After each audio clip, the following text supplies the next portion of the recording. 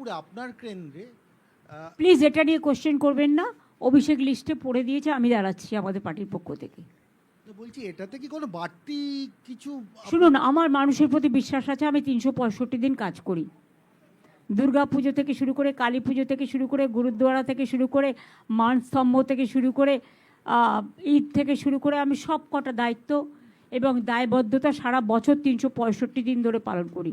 আমার কাছে এটা একদিনের লড়াই নয়, 365 দিন মানুষের সাথে থাকি।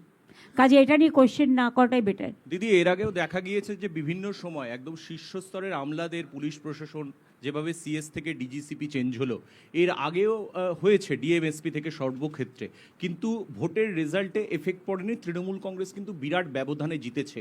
এবারে যে চেঞ্জ হলো, মাঝরাত্রে যেভাবে চেঞ্জ হলো, সেই জায়গা থেকে আপনার কি বার্তা থাকবে? না, মধ্যরাত্রে বিজেপির কথায় গুপ্ত তাণ্ডব,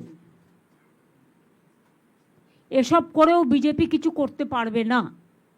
তারা যদি মানুষের ভোটে বিশ্বাস করতো তাহলে এসআইআরের নামও কাটতো না। আর এইভাবে সবাইকে চেঞ্জ করে, যাদের চেঞ্জ করে যায় প্রত্যেকে এফিসিয়েন্ট যোগ্য অফিসার্স, এবং তারাই কিন্তু আগামী দিন কাজ করবে। এবং যাদের চেঞ্জ করেছে তার খেলাও আমরা জানি, অঙ্কটাও আমরা জানি।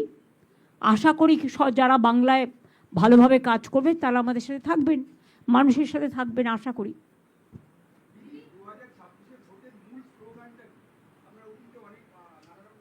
আপনাদের বলে দেবো, ম্যানিফেস্টো এখনও তো ডিক্লেয়ার হয়নি, প্লিজ ওয়েট।